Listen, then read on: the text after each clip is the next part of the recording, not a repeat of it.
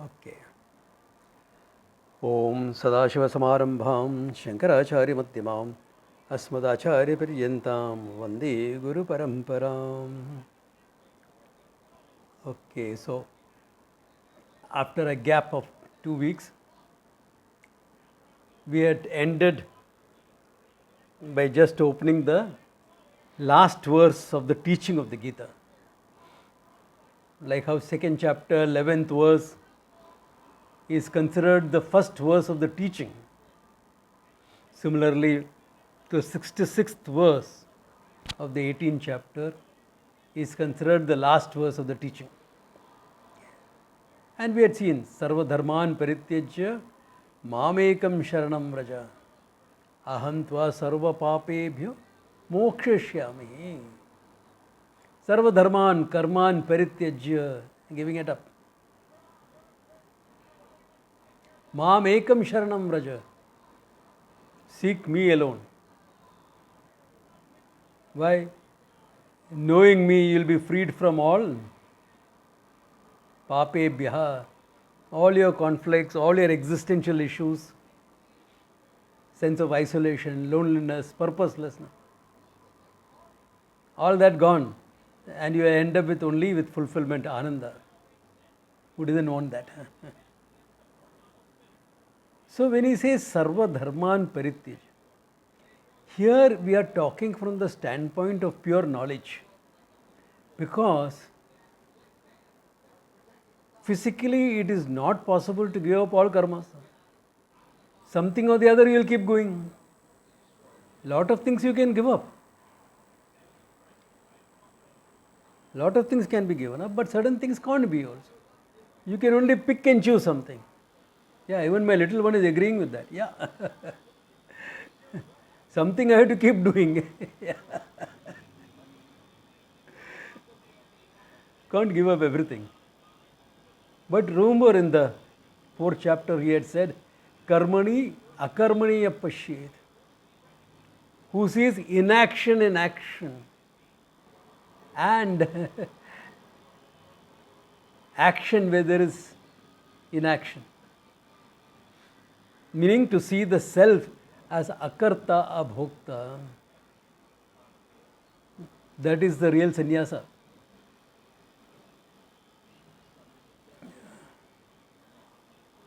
That is the real sannyasa. Other sannyasa, yeah, it's fine, can be done. You walk out of home, this, that, etc. Yeah.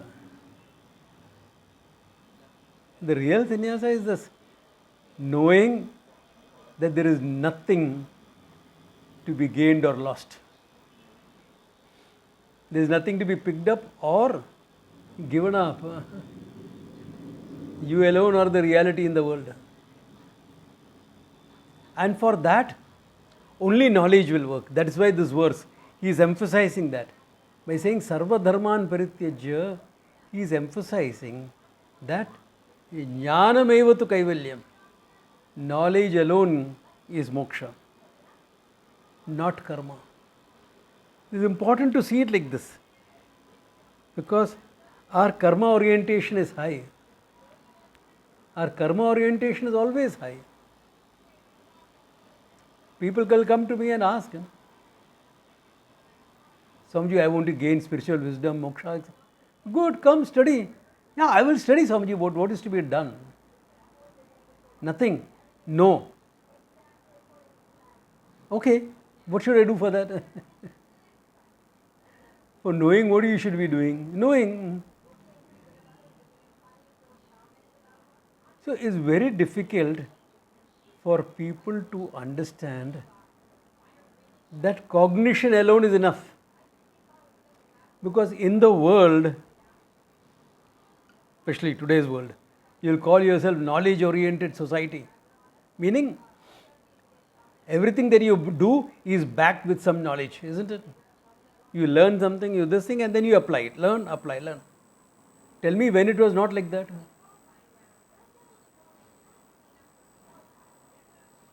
In a primitive society, you learned about hunting and then you applied in hunting. You learned by a mother doing some food gathering, you also learn to do fruit gathering. So learning and doing was always the human condition. When was it otherwise, tell me? Nowadays, experience-oriented learning. Yeah, experience-oriented learning, you always have to be careful. What are the conclusions you draw from the experience?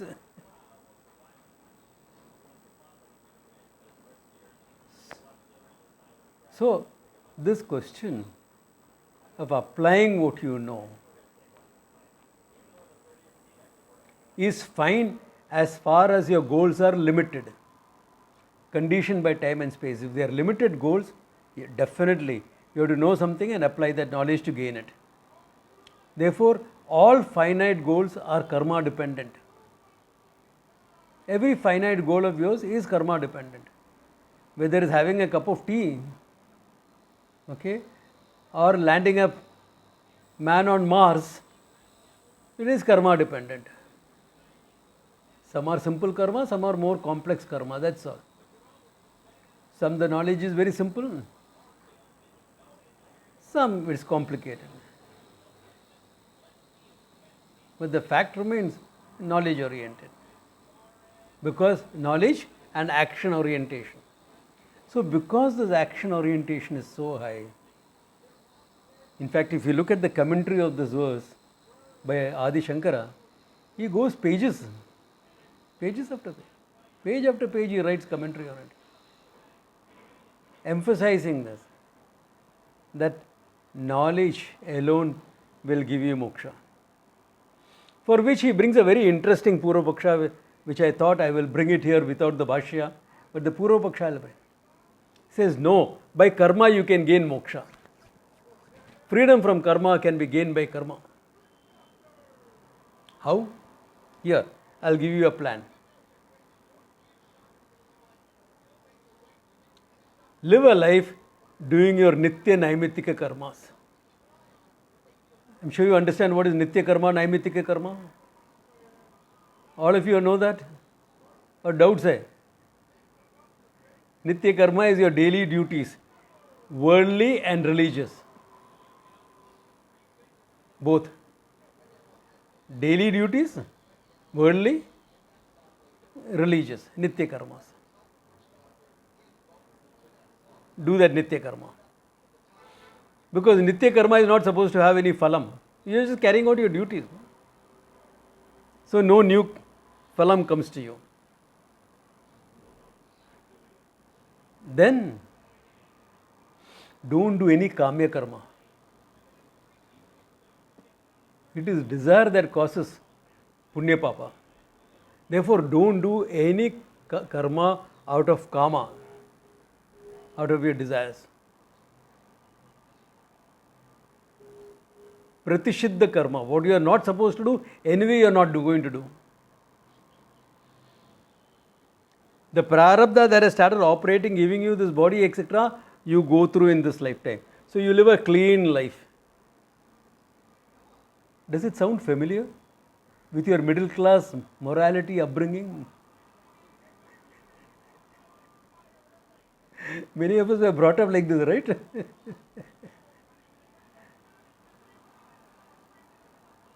Clean. So live like this, a clean life. When the body falls, moksha is natural. Sounds nice. Sounds nice. But what about all the karma standing in my account? Sanchita karma kya karega? You know, millions of lives I have lived, out of which gathered karma after karma after karma, all standing in my account. I am a very rich person. When it comes to karma, even the poorest of us is a billionaire. Both karma account mein. If I could convert 1% of that into hard cash in today's world, ashram, corpus fund, everything would be ready.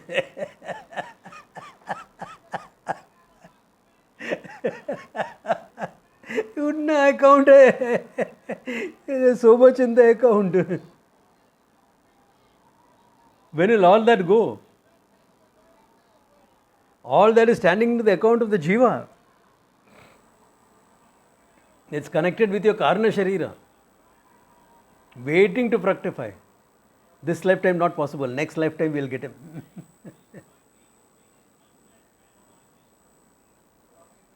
So by living a life like this, you are not going to gain any moksha. Okay. You can live a life like that if you want. A life of middle class morality, if that's your want. Though you will end up with a bit of frustration because no desire fulfillment, nothing. Yeah. It's like saying like this, by giving up your morning cup of coffee,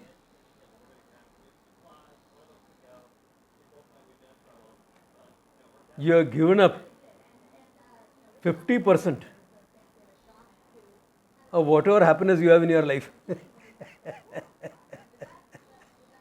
on a day-to-day basis.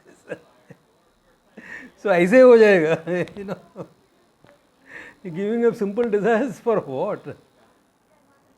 In fact, the whole idea of Karma Yoga came up because of desires, isn't it? If you didn't have any desires, you don't need Karma Yoga. Prasada Buddhi not necessary, Ishvara Arpanam is enough. Therefore, living a life like this will not make you gain moksha. So the Purvapaksha somehow wants to bring in their karma into it. So he says, okay. What about karma can make you ready for moksha?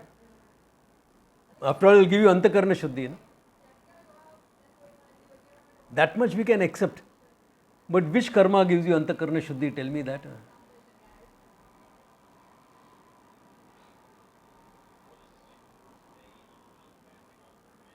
Swami, I do japa every day. माला तो कर में फिरे, जीभ फिरे मुख माही, मनवा तो चाहोद से फिरे, यह तो सुमिरन नाही. Kabira.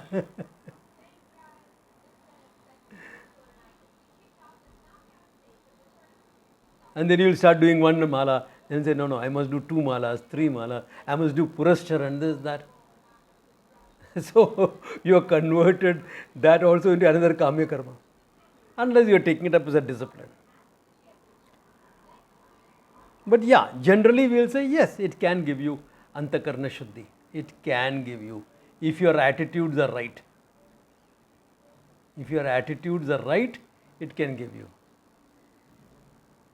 Or you can convert the nitya karma, japa, etc. into kamya karma also. Oh God, give me this, give me that, give me this, give me that. I'll do 3 malas of japa every day until I get it. Then nitya karma became kamya karma. I mean, religious kamya karma. But kamya karma all the same. So where does it end? So if your attitudes are right, yes, it can give you antakarna shuddhi. That means what is giving you antakarna shuddhi is not the karma per se, but your attitudes.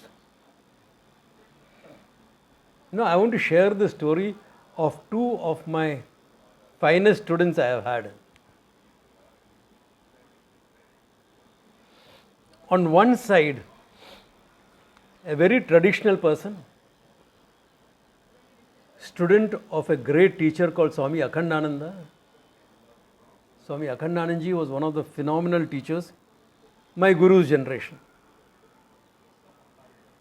But he had a samadhi early out of cancer. Yeah, he had a samadhi early.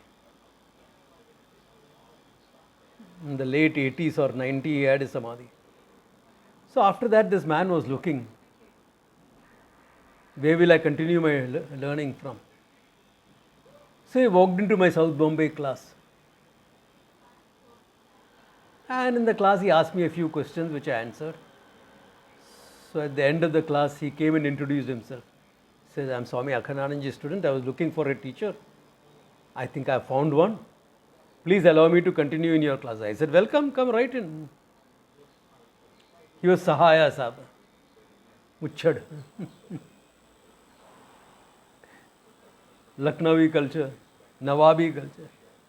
But traditional, everything he had. So he was a clean picture of a traditional person, traditional learning, everything. And he was following Vedanta very well. On the other side, around the same time, another gentleman walked into my class.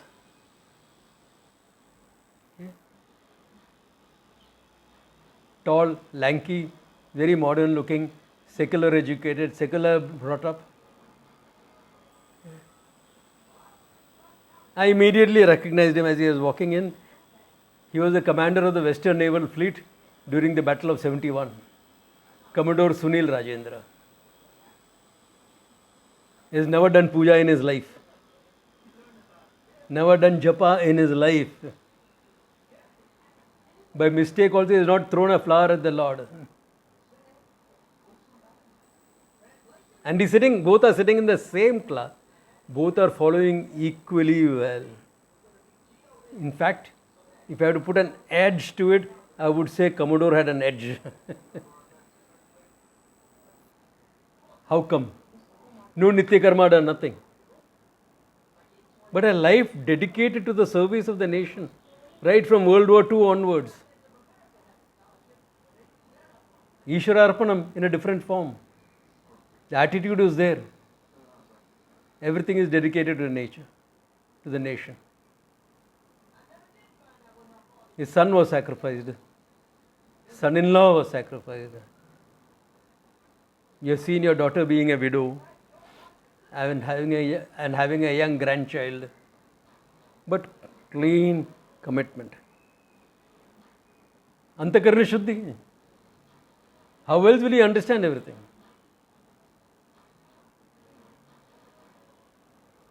So remember this. Antakarna Shuddhi not only comes from what you are doing, but your attitude with which what you are doing. Just because you are doing japa, it doesn't mean you will gain Antakarna Shuddhi. What is your intention behind doing the japa? मैंने मैं बोला 108 करेगा.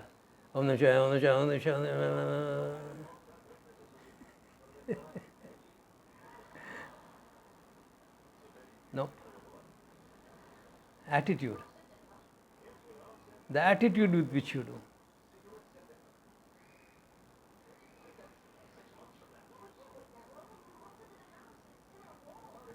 So it's not the karma per se that gives you Antakarna Shuddhi. Whatever karma, if it's done with the proper attitude, then yes. An attitude of devotion, sense of surrender, Ishwararpanam, Prasada Buddhi, yes. Otherwise, like youngsters, we all had to do Sandhya Vandanam before we get our morning cup of tea or breakfast. Oh, make some noise with that davara and that small ladle and this and that, make some noise, make racket. Okay. What Antakarna Shuddhi? You won't get that. Yeah. So if you have to get that Antakarna Shuddhi, attitude has to be there. Then any karma can work. In fact, in the introduction to the first sutra, in the Brahma Sutras, Shankara says that.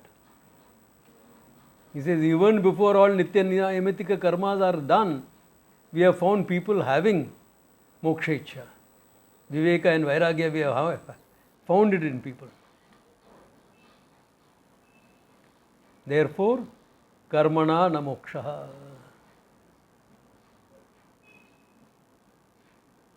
Karmana na moksha. For your life, you may require a lot of karma. Definitely. For your life, you require karma. To live a life, to get things done, you have to.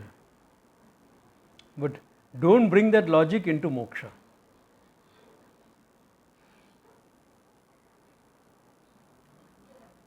Swamiji, that is true. That's all true. I accept that. But then, What about after Jnanam Moksha? After Jnanam, doing something. After Jnanam, what are you going to do? Meditation. So what I have understood, I will transform it into my experience. This is called modern Vedanta. Yes, most of us require meditation to own up what we already know.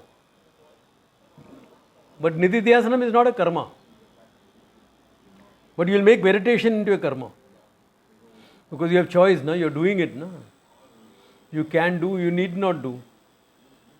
You can do it differently also. No? There is no rule. There is no rule that after knowledge you have to meditate. You will see in the Gita, down the line, few verses down the line. When did Arjuna get time to meditate? After gaining knowledge. Where did Arjuna sit down and meditate? In fact, he said that the Gandhiva that which has slipped away in my hands, it jumps back into my hands. That's right, we are ready to go. The battle awaits. We have kept the battle waiting for 3 hours at least. Muhurta has started. Let's go. Yeah, let's go. Let's ride. Or in the Upanishad, where did Ch18 sit down and meditate? Where did Maitreyi sit down and meditate? Where did Gargi sit down and meditate? Nothing. Shravana matrena. Then why are you putting Mananam and Nididhyasanam as a necessary step for knowledge? Because most of us have doubts created by our reading, our experiences, etc. Therefore, those doubts have to be taken care of. Many of us have integrity issues which has to be overcome through meditation. So only the problem is there, we need it.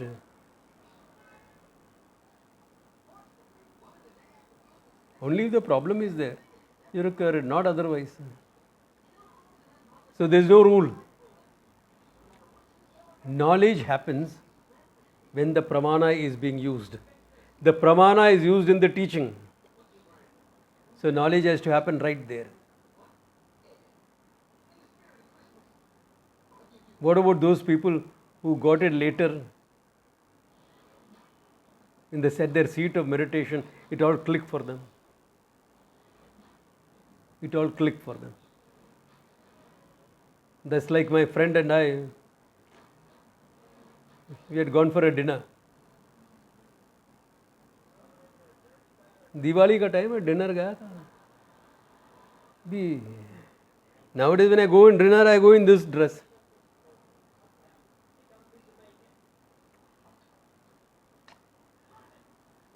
And people always ask some nonsense about this, And dinner is not a time to be talking about Vedanta and this and that. So I'll make a joke of here, a joke here, a joke there. Everyone is laughing and having a good time. I also escape all unnecessary questions. Have a good meal, come home. So coming back home, my friend asked me, अरे sir जी आप कैसे जाएगा अभी अभी देखिएगा कोई गाड़ी बड़ी कुछ मिलेगा अरे हम तो वहाँ ही जाता हम तो वाशी जा रहा है आपको चंबूर में छोड़ के जाएगा ऐसे thank you never say no to a good offer अच्छा and suddenly we were sitting quietly and driving suddenly starts laughing ऐसे सरदार जी अभी क्या हो गया मैं तो कोई जोक नहीं क्रैक किया अरे समझी जो तभी बोला ना अभी समझा मेरे को तो दोबारा हंसा तभी सब जन हंसा हम भी हंसा अभी बराबर हंसता है so those of us who get it in meditation and not at the seat of learning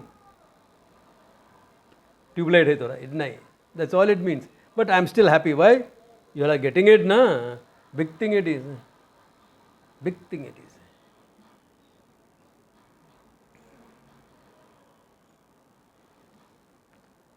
What about some of these modern masters who have claimed that they sat down at the top of a hill and suddenly they went into samadhi and all it became clear for them?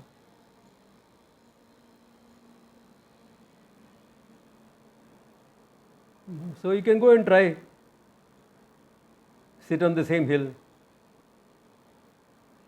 Feel the mountain peak under your butt and see whether it works for you or not.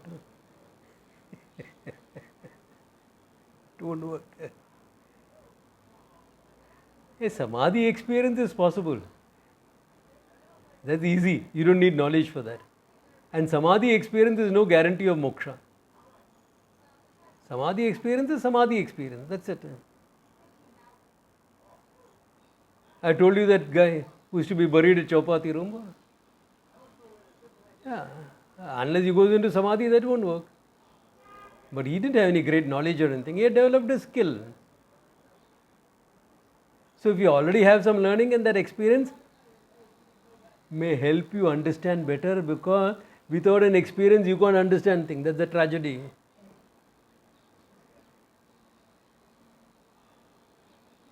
That means if somebody is telling you sugar is sweet, you have to taste it to know. Barabar hai.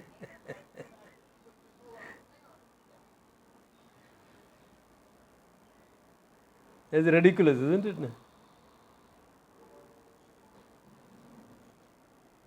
And what you call experience is not experience anyway. The pramana for sweetness is your tongue.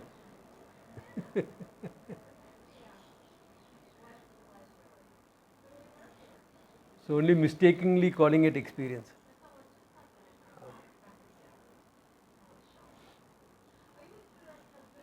So what those characters got it on the mountain peak, I got in a train going from Bombay to Kerala.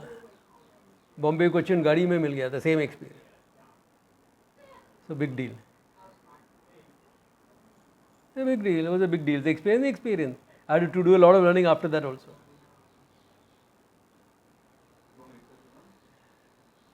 If you stop with that experience and think you are a wise person,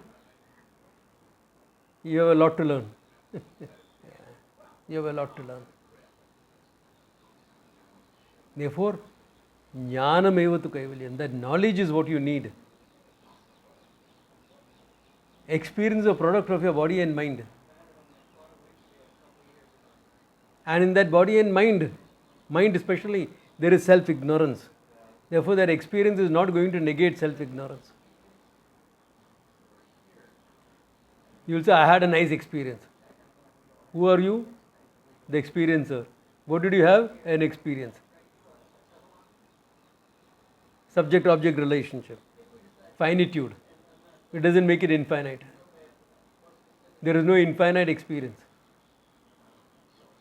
No infinite experience, no eternal experience, no timeless experience.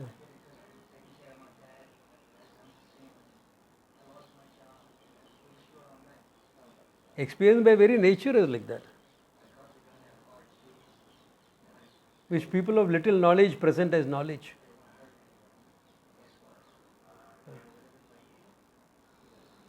Therefore, before karma doesn't have any picture, later karma doesn't have any picture. For moksha, okay, remember this. For gaining moksha, you don't depend on karma. Shankara sums it up very nicely in one of the verses. Chittasya shuddhaye karma natu vastu upalabdhaye vastu siddhi vicharena natu karma koti bihi. Maximum chittasya shuddhaye karma. Karma is meant for chitta shuddhi, mind being ready. Natu vastu upalabdhaye, not to gain the reality. Vastu siddhi, the reality is established. Vicharena, shravanamananena, by vichara. Natu karma koti bihi, not by crores of karma. Therefore, knowledge doesn't depend upon karma before or after. Therefore, moksha is independent of your karma.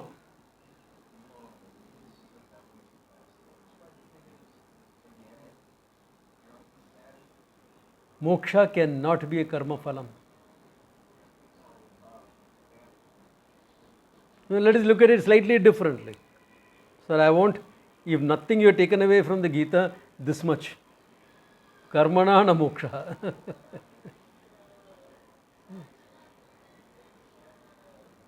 What is that?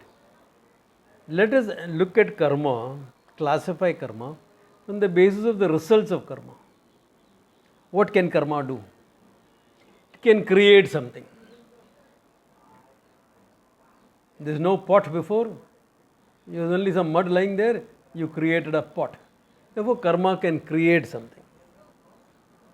Atma is already there. And Atma is moksha sarupa. You don't have to create it.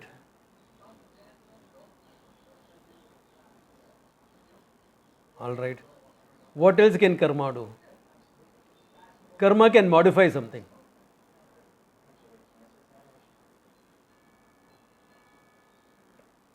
Today's idli can become tomorrow's idli fry. और idli chilli. Breakfast में इडली बच गया, अभी क्या करेगा? शाम को idli chilli बना दे इसको.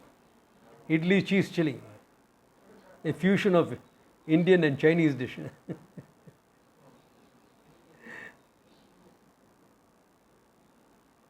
The Chinese chef in Shanghai and all are tearing off their hair, listening at the Indian dishes, Indian Chinese dishes.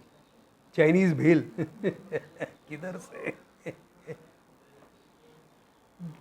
So, like this, you can modify something. Now, this is not a bound Atma that you are modifying into a freed Atma. In the vision of the Upanishad, Atma is always free. You just have to discover it. Then what? Karma can purify. Samskaryam it is called. Religious and worldly purification both. Kolar gold fields you go, you get tons of ore. Then you purify, melt it down, melt it down, melt it down. Finally you get a little bit of gold. Purification. The gold is mixed with a lot of nonsense, you purified it. Samji, isn't that correct? We have to purify ourselves. Yeah, you may have an idiotic mind that has to be purified, but not the Atma. Atma is untouched. It's the only reality that is there. It can't be touched by anything else. Good, bad, ugly, nothing. Purification it cannot. What else can karma do? Fourth result is reaching. I am here. So after the class I have to go to Suresh's place. I have to reach there. Karma can get me there. I get down and walk it up. Karma. Reaching. Atma is I. What is there to be reached? Inward journey. Journey is from I to I. There is no journey there. Therefore, karmana na moksha. Jnana deva. All you have to do is know yourself. For moksha, all you need to do is know yourself. No karma orientation.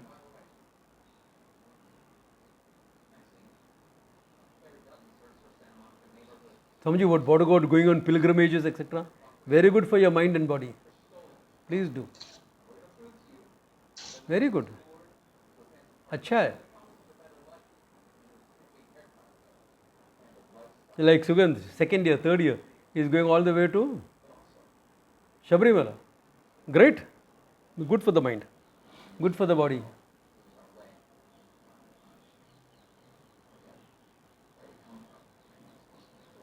Whole families in Kerala are happy with Mandala time.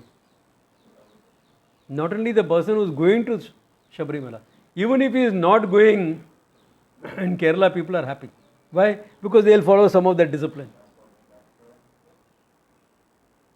And the Kerala ladies are very happy. So it doesn't matter if we can't go there.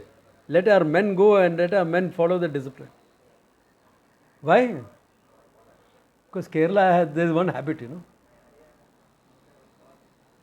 Mallus eat a lot of non-veg and drink a lot. One small, one small. It never stops at one small. It is one small at a time. It stops only after half a dozen small or the bottle is over.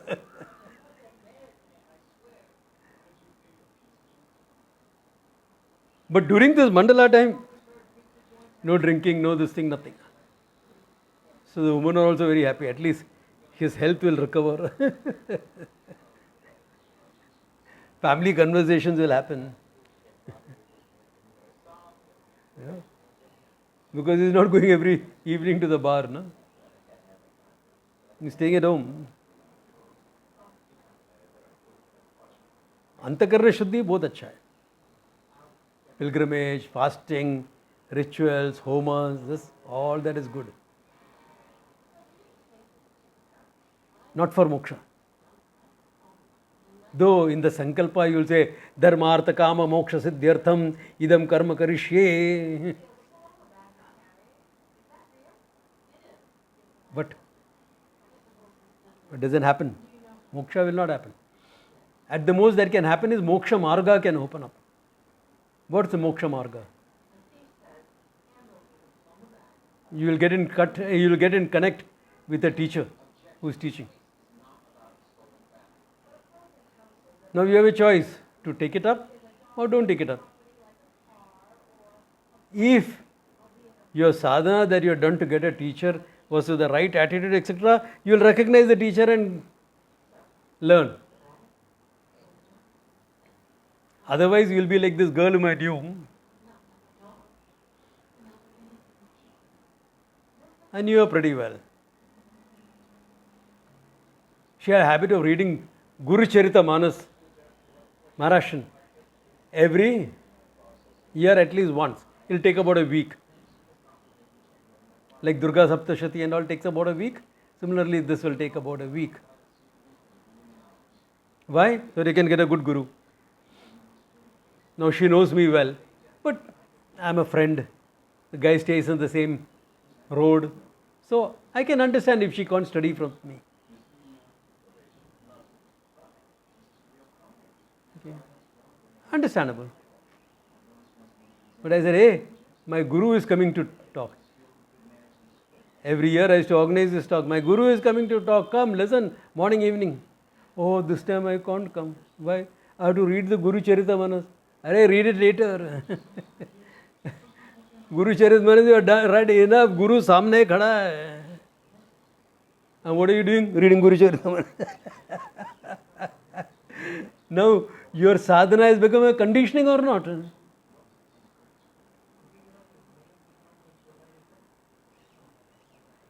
Be careful of these things. Never give up learning for anything.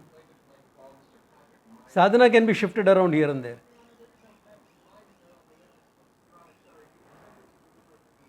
Like there were 3 people in Chembur. None of them are alive anymore now. Okay? Nice people. Okay?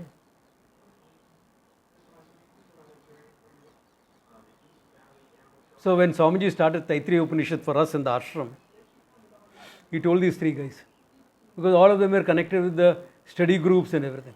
Hey, all of you are chanting the Taittiriya Upanishad, all of them are Tambram characters. You will chant the Taittiriya Upanishad, etc. Come, I am teaching the Taittiriya Upanishad. Yes, Swamiji. Yes, Swamiji. Oh, yes, Swamiji. They didn't come.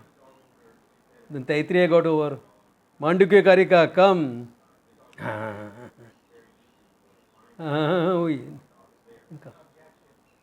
Finally he said, Brahma Sutras, last chance. I may not teach it in Bombay again. Oh, abhi important hai. Jane ka. But then one of those guys had this habit of getting up in the morning and doing some sadhana. What is the sadhana he would do? He would read one chapter at least from the one khanda from the Ramayana. Now that used to take about 45 minutes, 1 hour for good sadhana to do, okay? It's a good sadhana. So he's telling me, his first day he came to the ashram, he looked a bit sleepy. I said, what happened, uncle? He said, no, I do this sadhana. I said, go back home and then do it, na? No, I like to do it first thing in the morning. I said, yeah, but 6:30 you all are supposed to be here for the class. For that you have to leave at least by 5:45, 6 from Chambur. One of them had a car, so all of them would drive down. So if you're coming at, leaving home at 5:45, 6, to be there at 6:30, but he couldn't give up that lifelong conditioning. I would happily go back home and read it afterwards, okay? But he couldn't do that. Change he couldn't bring about. So he started getting up earlier. 4 o'clock we would get up, read Ramayana, and then come to the Brahma Sutra class and continue his sleep there. I am not joking. He had a habit of coming and sitting next to me, and I would hear him snoring and poke him. Sleep if you want to. Don't disturb everyone else with your snoring. I am not joking. I knew this man very well.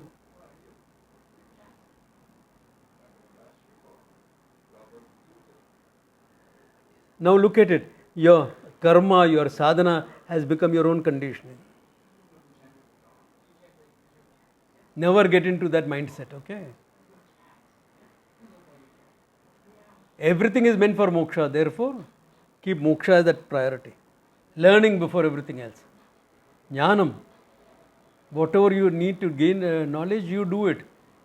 Other things can be pushed around. If you are willing to do that, there is no reason that you cannot gain this knowledge in this lifetime itself. Absolutely no reason. Take it from someone who has walked that path. When I started studying, I told my guru, Swamiji, if I get 10% of what you have, no, I will consider my life successful. He looked at me straight. He says, why 10%? 100%. I thought he was saying that just to encourage me. But later on I found, yeah, there's no percentage in knowing the truth. Either you know or you don't. Yeah. And he taught me well enough to know that. So that is the thing. But for me, that is the main thing. Whatever I do, jnanam. Lifestyle, care a damn. Wear robes, don't wear robes. Hold on to the knowledge, that's what matters. I am not bothered about the trappings of sannyasa. Many of you know me well enough for that. I am bothered about the trappings of sannyasa. Yeah.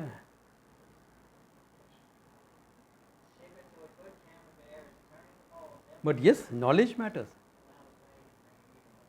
Knowledge matters. So commitment to that knowledge. So if you commit yourself to that knowledge, that's why sarva dharman parityajya, giving up everything else. Mamekam sharanam vraja, seek me alone. Aham tva sarva papebhyo mokshashyami. That knowledge will free you from all bondage. Because bondage is a delusion. You are deluded yourself to thinking you are a finite guy with all these problems. Get it? To summarize certain things. We are self-aware human beings. At the same time, we are ignorant about our true nature. If you are self-aware and ignorant about your true nature, you have to conclude what you are, who you are, on the basis of what you are associated with. And that association is with the body and mind. Therefore, you are bound to make that mistaken conclusion, I am this much only. I am the body, I am the mind, and this. Plus, I am based on what my experiences are, how people have treated me, all that. The culture I am exposed to. with all that, a solid, nice mistake, a bundle of mistakes, a bundle of self-judgment. Others' judgment of me doesn't matter. No, Swamiji, it matters. It matters because of your judgment of yourself.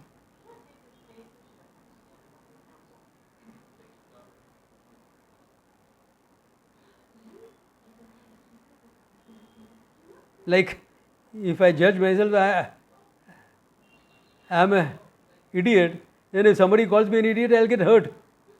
Now look at it. If I really concluded I am an idiot and somebody calls me an idiot, should I be upset or should I feel, oh, the guy understands me?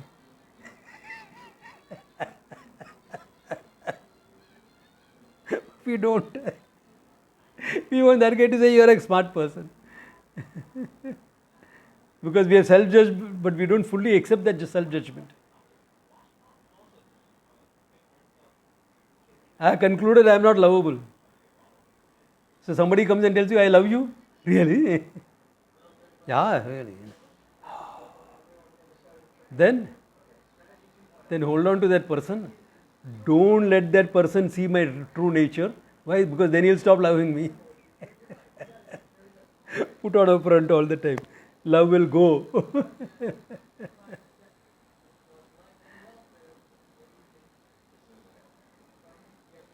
Isn't that what we do out of life? We make a mess. So this self-judgment is a problem. Born of my self-ignorance. Self-ignorance plus self-awareness. Nice.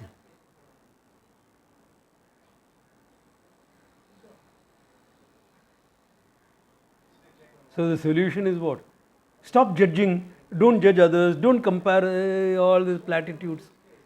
We have heard enough of them, but we still keep doing it. Not that they are wrong, but we still keep doing it.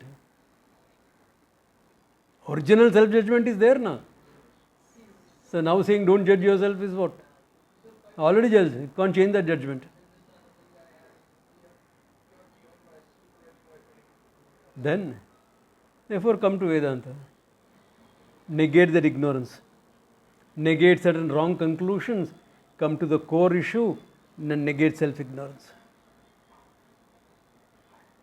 Then, hey, I'm Ananda.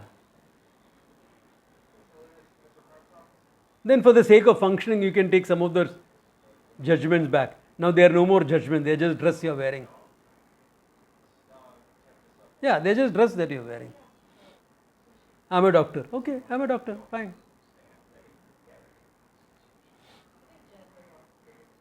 I'm an engineer, fine. I'm a lawyer, fine. I'm in media, fine. Those are dress that you are wearing. No more self-judgment. Then you will say, like this great philosopher said, this is only what I do. Inside I am much more. You know who it was, no? Batman. Okay. Bruce Wayne actually.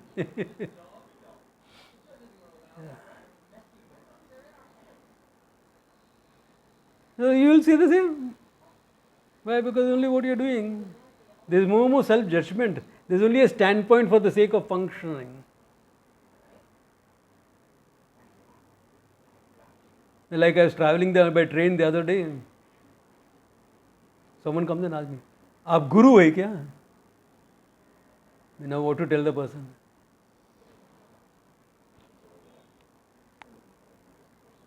Now, really, now if you really look at it, what can you tell the person? नहीं मैं गुंडागर्दी नहीं करता हूँ. Because guru in Bombay language means something else also.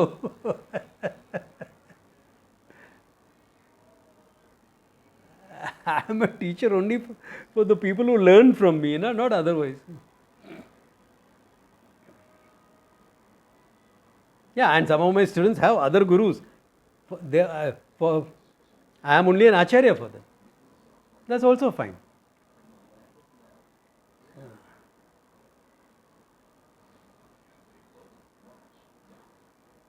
So, the only standpoint of functioning.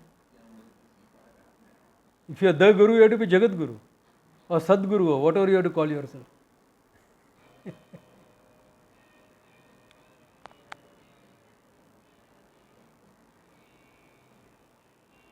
Yeah. Yours. That's why in the sannyasa tradition, beautiful. You are given a sannyasi name. It's some Ananda. Each name is actually a definition of the Atma. Sometimes it will also include a little bit of the personality. But that is what it is. To differentiate one from the other. The name is not Guru or Sadguru or Jagat Guru or this thing. Those are titles people add afterwards. Like if you are a Shankaracharya, you will be called Jagat Guru. Meaning you are capable of being a Jagat Guru, not that the world is coming to him to learn.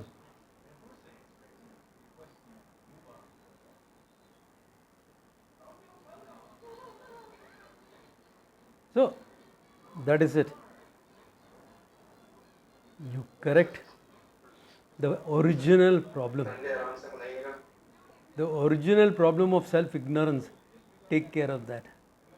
Once that taken care of, Sarva Dharman Parityaja, that's what it means.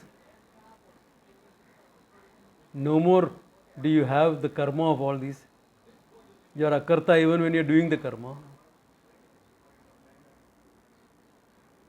Yeah. Sharanam is only in the Atma. Yeah.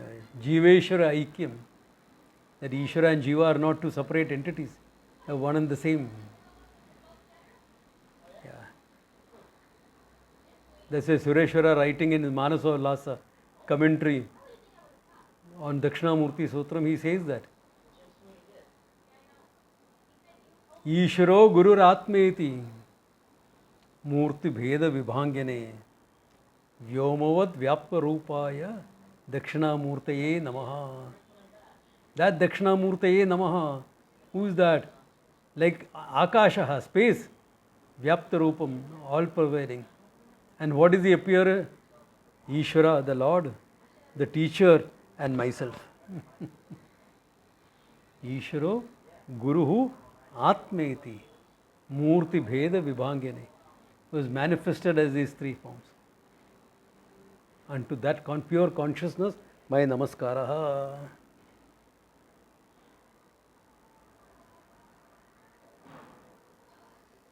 So this is the Charma Shloka of the Gita. Last verse of the teaching.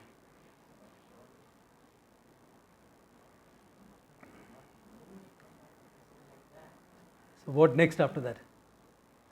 After that, there is some things to be wrapped up. Okay, a few things to be wrapped up. That is there. Very nice. Yeah.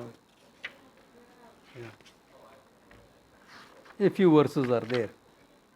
Okay. And any questions or clarification needed? I have spoken a lot today on this verse. Are all clear? Okay. If everything is clear, you should be able to say like Krishna, like Arjuna, Nashto Moha Smritar Labdva. Gone.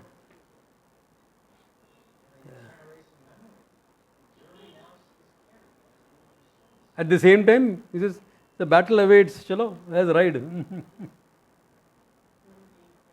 Or like Meera, you should be able to say, Bhavasagar sab sukh gaya hai, fikar nahi ab tarna nahi ki. Bhavasagara is gone. Where is it? Kuch hai nahi. I don't have to swim across the ocean of samsara. There is no ocean.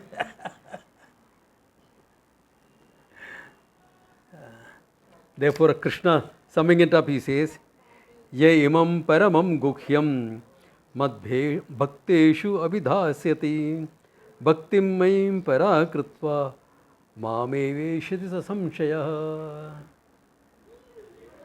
Palashruti. Okay. He says, imam me paramam gukhyataram. Paramam gukhyam. Great secret that this is. Yaha, whoever he is, mad bhakteshu abhidhasati, who gives it to my Bhaktaha, meaning one who is seeking moksha, who teaches this. Bhaktim mayim parakritva. He has got great bhakti towards me. Mameva eshiti asamshaya. So the one who teaches this to others, he will get me only. Okay, he is already in me. He's got great bhakti in me. Hey, I must be a bhakta then. मैं फूल नहीं चढ़ाया ऐसा. वो पूजा करता वो भी फूल का बिना करता है.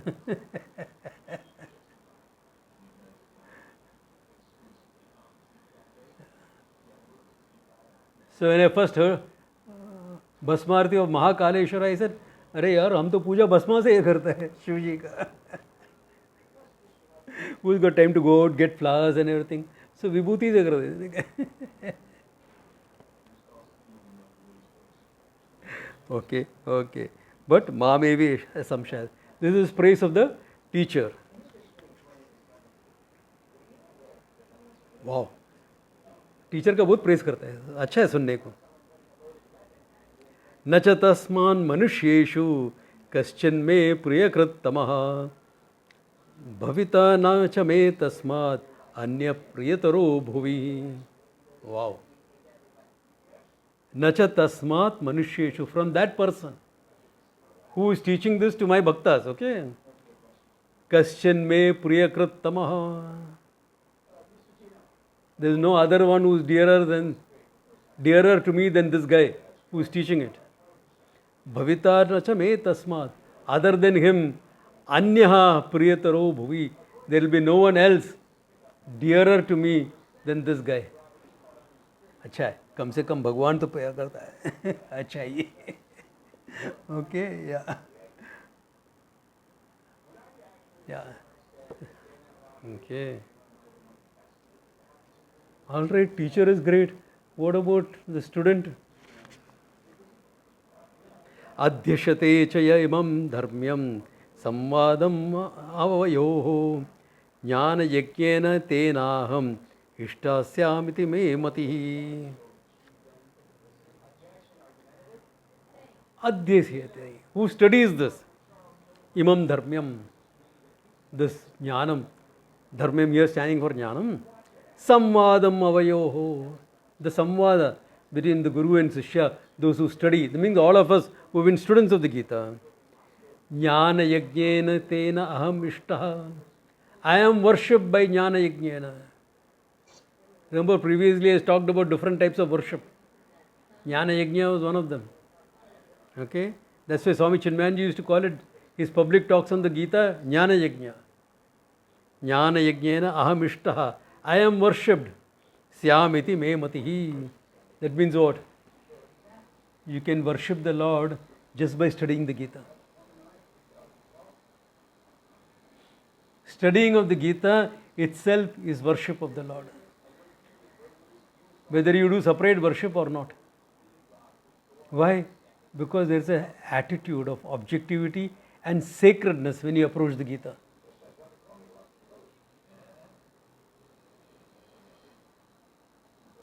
I mean, you can have some irreverent in your bhakti like me, that's not a problem. But there is a sacredness about that irreverence also. Yeah. So when that we do, he says, I am worshipped. So any student of the Gita, every Saturday, you will have been worshipping the Lord, okay? Every Saturday, you have been worshipping the Lord. At least every Saturday. If you are studying in between, great. Swamiji, Yeah? Why this particular sloka 67 is included here? Huh? Sloka 67.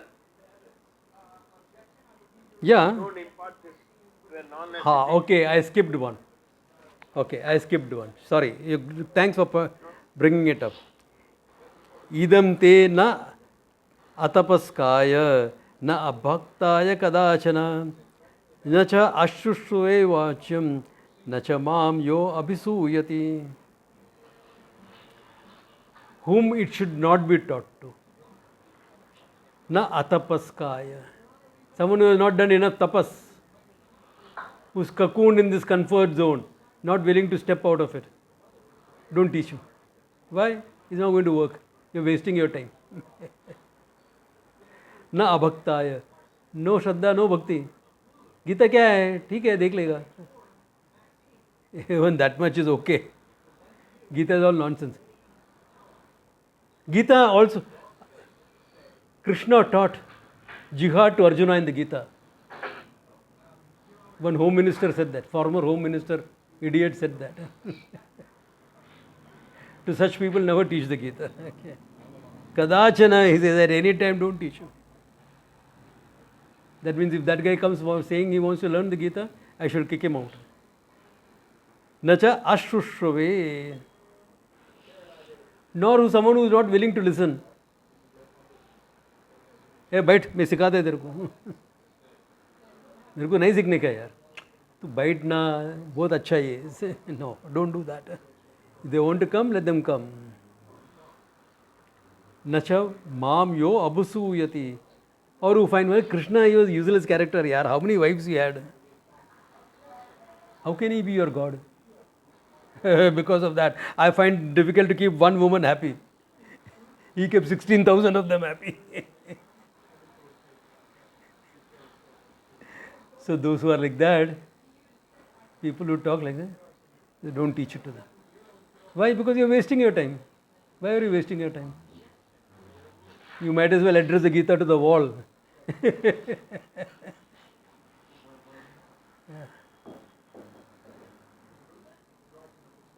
Swamiji, all learned people, learned people don't go after the ignorant to teach them. Unless the ignorant comes to the learned man to teach. Yeah, which is true. But at the same time, if somebody had not organized a public talk on the Gita, I would not be here today. No, that is a different thing. He had come there, he is staying there somewhere, he is not in search of some people. So, certain reaching out activity is done by every teacher. Yeah. Because the level of ignorance is so high that unless you do a reaching out activity, people don't even know that there is something like this to be studied. That is true. Yeah, so that much has to be done. Yeah. Thank you, Swamiji. Yeah.